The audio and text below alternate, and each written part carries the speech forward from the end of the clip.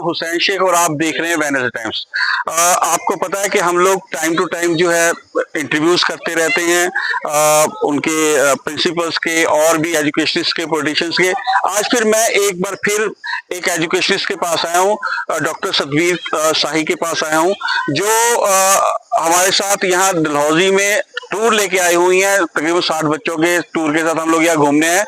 Education मैंने मौका समझा तो इनको यहाँ पे रोक लिया है कि आप हमें आप आई हैं तो एक इंटरव्यू भी दीजिए और टीचर्स और पेरेंट्स को बताइए कि किस तरह का जो है बच्चे का डेवलपमेंट होना चाहिए। मैम, आपका बहुत बहुत स्वागत है और मैं उम्मीद करता हूँ कि आप हमें कुछ अच्छा सिखाएंगी। मैं प्रिंसिपल मैम खजियार आई हैं, क्या मंतव्य लेके आई हैं, क्या? सर, हमारा जो मेन मोटिव है it's overall development of the student. तो जिसके लिए जो एजुकेशन है, या हम आजकल जो देख रहे हैं कि बच्चों को हम बुक्स में तो बहुत पढ़ाते हैं कि you must love your nature, you must protect your nature. तो जब तक उनको नेचर के क्लोज नहीं लेके आएंगे तो उनको पता नहीं चलेगा कि हमें उनकी जो फीलिंग्स है वो कैसे फील करें। तो मेरा मोटिव ये है कि बच्चों को एक तो थोड़ा सा एग्जाम्स के बाद रिलैक्सेशन, क्योंकि नेचर से ज्यादा हमें रिलैक्स कोई नहीं कर सकता। मैम, अगर हम लोग ये बच्चों की बात करें, आपने बड़ा अच्छा टॉपिक भी अचानक अच्छा शुरू हो गया है। अगर डेवलपमेंट की बात करें बच्चों के, देखिए ये एक पार्ट है, इसके अलावा और कौन से हमें क्या क्या करना चाहिए जिससे बच्चा जो है डेवलप हो सके?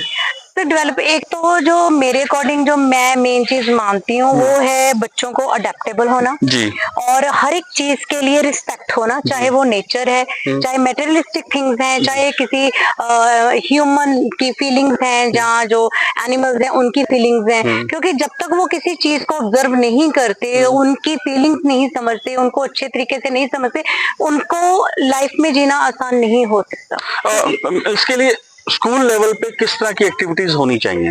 तो बहुत सारी एक्टिविटीज हम करवाते हैं, जैसे हमारे इको नेचर क्लब के अंडर हम बच्चों को पेपर के रिगार्डिंग एक्टिविटीज करवाते हैं, नुक्कड़ नाटक करवाते हैं, जिसके द्वारा हम काफी सोशल मैसेज देते हैं। कल्चरल एक्टिविटीज भी होती हैं, स्पोर्ट्स एक्टिविटीज भी होती हैं, को करिकुलम एक्टिविटीज भी होती हैं, debates, competitions, language enhance activities होती हैं। बहुत सारी ऐसी एक्टिविटीज ताकि जो बच्चे का कोई भी जो डेवलपमेंट का एरिया है वो रहना चाहिए। मैम, इसमें एक चीज होता है, देखिए दो पार्ट इसमें और होते हैं, पेरेंट्स, स्कूल और टीचर। ये इम्पोर्टेंट पार्ट है कि जो जिससे बच्चा डेवलपमेंट होता है। इनमें पेरेंट्स का क्या रोल होना चाहिए? पहले पेरेंट्स का रोल बता दीजिए, फिर टीचर्स का क्या रोल होना चाहिए? अगर मैं पेरेंट्स के रोल की बात करूं कि बच्चों के फर्स्ट पेरेंट तो देखो जो टीचर होते हैं वो पेरेंट ही होते हैं। बच्चा कुछ मॉरल चीजें घर से सीख के आता है, स्कूल में एजुकेशन लेता है, लेकिन सोशली डेवलपमेंट जो होती है बच्चों के साथ, जो पीयर के साथ कैसे रहना है, बच्चों के साथ सोशली हमने कैसे आना जाना है, बच्चों की एक दूसरे, क्योंकि घर में जो परिवार है वो कोई बड़ा परिवार है कोई छोटा, वो उन तक ही सीमित रहते हैं। लेकिन जैसे अब बच्चे यहाँ पे आए हैं, एक दूसरे की केयर कर रहे हैं, अपने बिलोंगिंग्स की केयर कर रहे हैं, तो पेरेंट्स का बहुत बड़ा रोल है। टीचर का भी, अब सेकंड जो पेरेंट है वो टीचर होते हैं। अगर पेरेंट को बच्चे का फर्स्ट टीचर कहा गया है तो टीचर को भी बच्चों का सेकंड पेरेंट कहा गया है। तो बच्चे की ग्रोथ के लिए दोनों की जो इन्वॉल्वमेंट है और बहुत ज्यादा जरूरी है, क्योंकि अगर एक करे दूसरा ना करे तो बच्चे की ग्रोथ कहीं ना कहीं रह जाती है। अगर हम कहें ना कि बच्चे में कमी आ जाती है, उसका रीजन वही है, या तो उसकी पेरेंटिंग में कोई प्रॉब्लम आती है, या फिर उसकी जो स्कूल लाइफ है जो उसमें कोई ना कोई दिक्कत है। तो ये तो थी ओवरऑल, अगर हम उनके दिमाग की बात करें, उसकी बॉडी की बात करें, इसकी ग्रोथ की बात चल रही थी। अगर हमें एकेडमिकली सोचें तो किस तरह के काम पेरेंट्स को करने चाहिए कि वो बच्चा जो है एकेडमिकली आगे बढ़ सके? एकेडमिकली सर बहुत सारी चीजें, आजकल तो जो हमारे पास जो पेरेंट्स हैं वो सारे एजुकेटेड हैं। टाइम टू टाइम बच्चों की जो एक्टिविटीज हैं, करिकुलर एक्टिविटीज हैं, जो एकेडमिक टेस्ट वगैरह हैं, जो उनकी असेसमेंट्स होती हैं वो रेगुलर चेक करें। उनके करियर बिल्डिंग के हम सेशन बच्चों को प्रोवाइड करते हैं। तो लेकिन बच्चों के इंटरेस्ट को जाने कि बच्चे का इंटरेस्ट कहाँ है। नो डाउट कि बच्चा हमारा टॉपर है, लेकिन उसका इंटरेस्ट किसी और में है, जैसे म्यूजिक में है, या डांस में है, या स्पोर्ट्स में है, तो उस तरफ बच्चे को इनहेंस करना चाहिए, क्योंकि बच्चे का जो इंटरेस्ट है वो अपनी शिद्दत के साथ वो चीज। तो आप ये मानते हैं कि मान लीजिए बच्चा अगर पढ़ नहीं रहा और वो चाहता है कि मैं स्पोर्ट्स में आगे बढ़ूं या मैं एजुकेशन आपके जो है म्यूजिक में आगे बढ़ूं या मैं आर्ट में आगे बढ़ूं, तो माँ बाप को उस तरफ उसे मोड़ देना चाहिए। नहीं, मैं ये नहीं कहती कि स्टडीज छोड़ के बच्चा उस तरफ जाए, लेकिन बच्चे का वो शौक नहीं खत्म होना चाहिए, उसके शौक को पैरेलली साइमल्टेनियसली लेके चलना चाहिए। देखो एजुकेशन बहुत ज्यादा जरूरी है, education is a life time property for everyone nowadays, हम देखते हैं।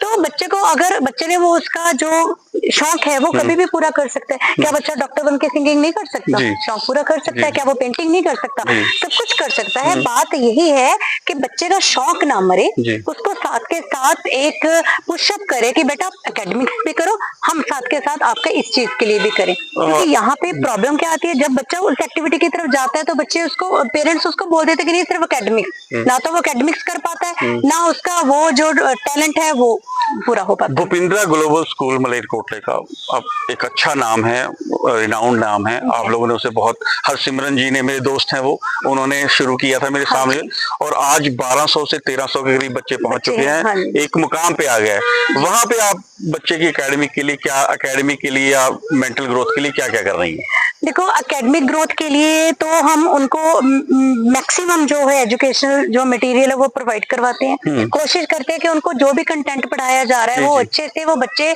ग्रैप्स करे, समझे, क्योंकि जब तक बच्चे को अंडरस्टैंडिंग नहीं आती तब तक बच्चा वो क्रैमिंग करता है, वो चीज हमें नहीं अच्छी लगती। हम बच्चों को प्रैक्टिकल एजुकेशन देते हैं। जो बच्चे ज्यादा अच्छा करते हैं तो उनको जितना ज्यादा कंटेंट दे सकते हैं प्रैक्टिस करवाते हैं। जो बच्चे देखो मेडियोकर भी होते हैं, एवरेज भी होते हैं, तो उनको उनके लेवल का पुशअप करके हम उनको स्टडी करवाते हैं, ताकि बच्चे को ये ना हो। और मैक्सिमम उनकी, देखो ये सारी जो बेसिक चीजें ना वो हमारी किंडरगार्टन से बिल्डअप हो जाती है। क्यों होती है? बच्चा एक साल में अगर 80 राइम्स कर रहा है तो क्यों कर रहे हैं? तो उसकी लर्निंग एफिशिएंसी तो हम किंडरगार्टन में ही बढ़ा के भेजते हैं, ताकि आगे जाके जब बच्चे के पास एंट्रेंस एग्जाम्स हैं और इतना इतना सिलेबस है ताकि बच्चा अच्छे से कवर कर पाए, तो उसका यही है कि उसकी जो लर्निंग एफिशिएंसी है वो तो किंडरगार्टन में ही बिल्डअप हो जाती है। सर मैटर करता है कि नर्सरी का बच्चा 70 to 80 राइम्स अपने दिमाग में स्टोर कर सके। मैम लास्ट है, क्या मैसेज देना चाहेंगी पेरेंट्स के लिए, टीचर्स के लिए इसके रिगार्डिंग?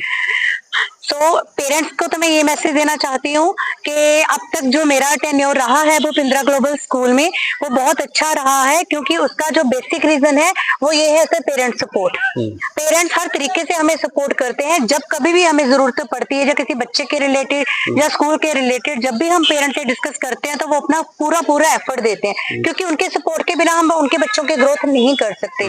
सेम चीज मैं टीचर्स के लिए भी कहती हूँ। टीचर्स हमारे बहुत कोऑपरेटिव हैं। स्टाफ, उनको मैं अपने स्टाफ के बारे में ये बात कहूंगी, अगर मैं उनको with in short time task दे दूं, they are ready to do और they are able to do that task in a very perfect time and in a perfect manner. आप देख रहे थे हम लोग सतबीर मैम से, साई मैम से बात कर रहे थे।